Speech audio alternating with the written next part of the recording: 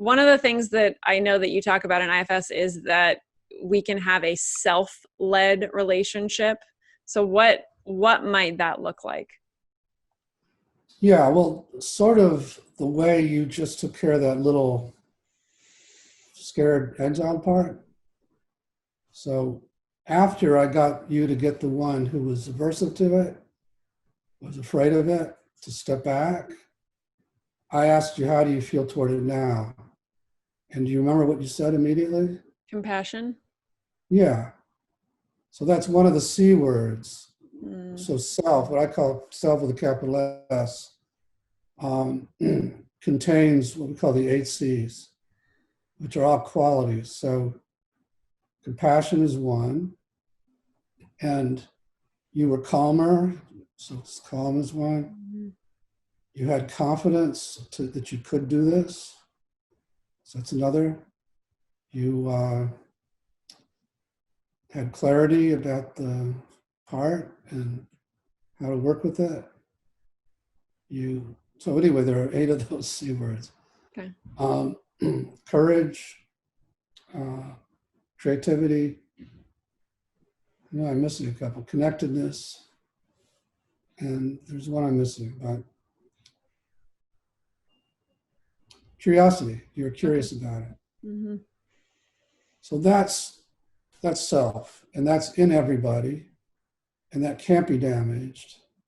And it turns out, just as we found with you, it's just beneath the surface of these parts, such that when they open some space, you pop out in this state of self, and you know how to relate to that girl in a healing way.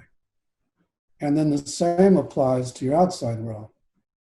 You start to bring those 8C qualities to all your external relationships.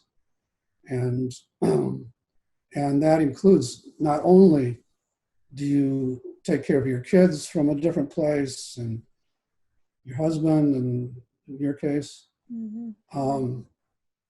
but also if you have people in your life that bother you, that take advantage of you or that treat you poorly, now you have the courage and you have the clarity and you have the confidence to go and deal with them in a straightforward way. Again, people with that diagnosis of codependency are really, really afraid to be direct. Right. And to tell people what they need or tell people to stop hurting them. Mm-hmm. But from self, it's not that hard. It's just part of your innate qualities. So that's more of what a self-leadership looks like, both in the inner world and the outer world. It's all parallel. So are there any, for people who want to start practicing this in their life and lead this like self-led life, are there any do's and don'ts as far as how to run through this with themselves on their own? Or do you have anything that you want people to do or not do? The piece of work we did, which was with one of your exiles, it's a little bit dicier to do by yourself.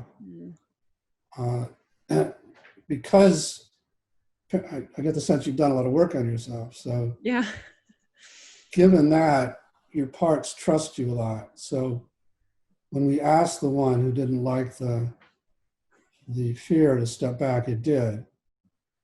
Now, a lot of people it won't, or it might for a second, and then as soon as you get closer to the fear, you get bombarded, or there's some kind of backlash afterwards. So going to this level of vulnerability by yourself can be challenging.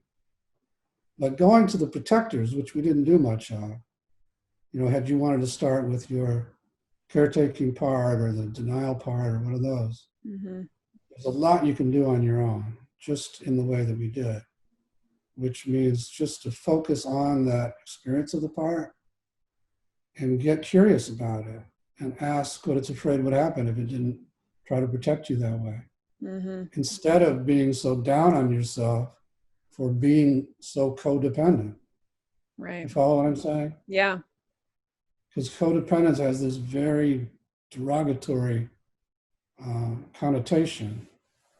And so when people are doing it, they feel so ashamed. Mm-hmm. But they can't, when you've got a parts arrangement like that, you can't stop yourself. Yeah. Even if you know you shouldn't intellectually, you're still going to do it. So many programs that kind of bang away at you to not be codependent are just giving these critics more ammunition to shame you try to shame you out of it. Mm-hmm. And sometimes that'll work in the sense it'll stop you from doing the behavior, but it doesn't heal the worthlessness or the terror that drives all these protectors. And so you become a dry drunk. You Mm-hmm. become somebody who's constantly needing the meetings or constantly having to shore up this belief system that you shouldn't be doing this thing. But you also feel pretty bad that you're codependent. Yeah.